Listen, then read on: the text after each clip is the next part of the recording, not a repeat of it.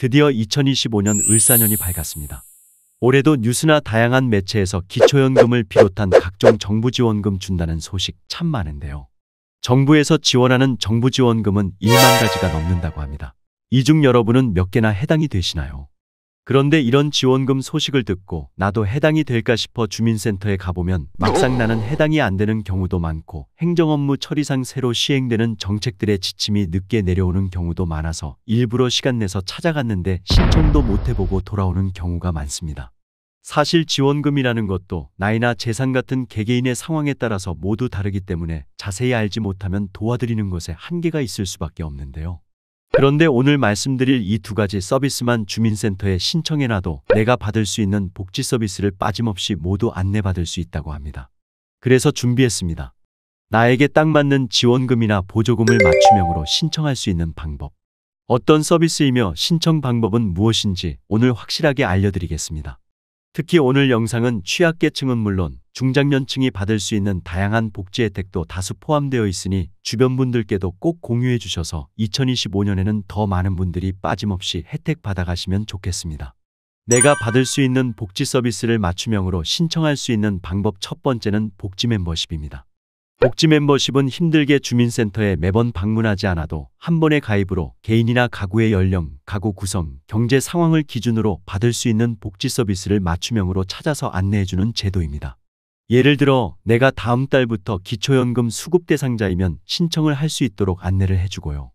출산을 앞둔 딸아들 부부에게는 부모급여, 아동수당 신청에 대해서 안내를 해준다거나 갑자기 아프거나 병원에 입원해야 하는 상황이 생기면 의료지원 서비스를 안내받을 수 있습니다. 게다가 통신비, 전기료와 같은 요금 감면 등의 생활에 필요한 부분도 안내를 해주는데요. 딱 한 번만 신청을 해놓으면 앞으로 내가 따로 알아보지 않아도 새로 시행되는 정책들을 포함해서 내가 받을 수 있는 복지 서비스를 개별적으로 연락을 주어 신청할 수 있게 도와주는 서비스라고 보시면 됩니다. 주기적으로 문자와 전자우편 등을 통해서 안내를 해주는데요. 복지 멤버십은 그동안 전 국민을 대상으로 시행 중이긴 했지만 아직 이런 서비스가 있다는 것을 몰라서 이용하지 못하는 분들도 많이 계시다고 합니다. 따라서 혹시 신청하지 않으신 시니어님들이 계신다면 올해는 반드시 신청해 주시면 좋겠습니다.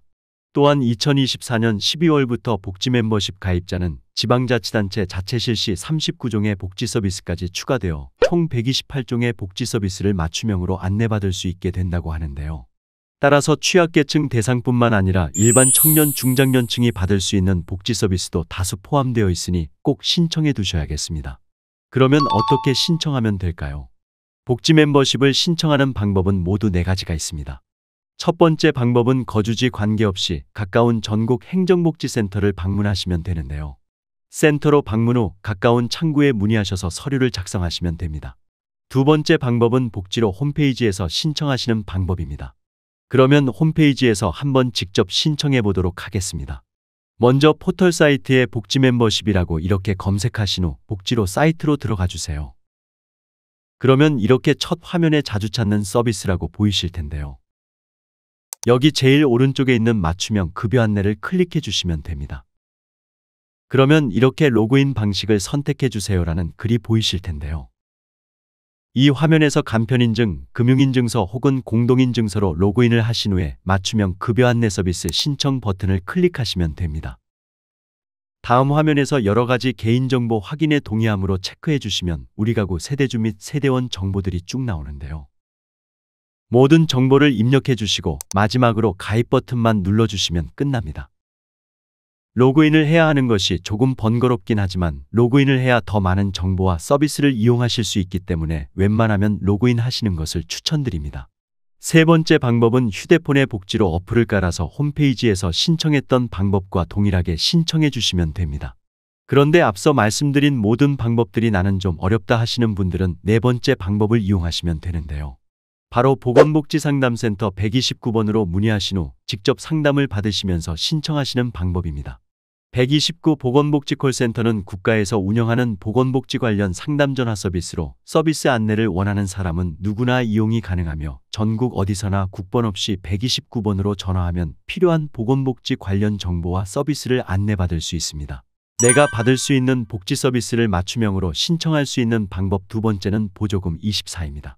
보조금24는 우리 가족이 받을 수 있는 보조금을 한 번에 확인하고 신청할 수 있는 맞춤형 서비스인데요. 이 보조금24는 14세 이상인 가족 구성원이 사전 동의 후 가족 맞춤 안내를 조회하면 주민등록등본상 한 집에 살고 있는 가족뿐만 아니라 함께 살지 않는 가족의 보조금까지 찾을 수 있습니다. 2025년 1월 3일 기준 보조금24에 등록된 보조금만 중앙부처 419개, 자치단체 5,091개, 공공기관 교육청 942개를 포함해 총 1,081개인데요. 이렇게 모든 지원금 정보를 하나로 모아놓고 로그인만 하면 모두 확인이 가능하고 신청까지 할 수 있습니다. 그러면 이제부터 신청 방법을 알려드리겠습니다. 신청 방법은 간단한데요. 첫째는 가까운 읍면동 주민센터에 신분증을 가지고 방문하시면 해당 서비스를 안내받고 신청하실 수 있습니다. 신청서를 작성해서 제출하면 받을 수 있는 정부 지원 혜택을 알 수 있습니다.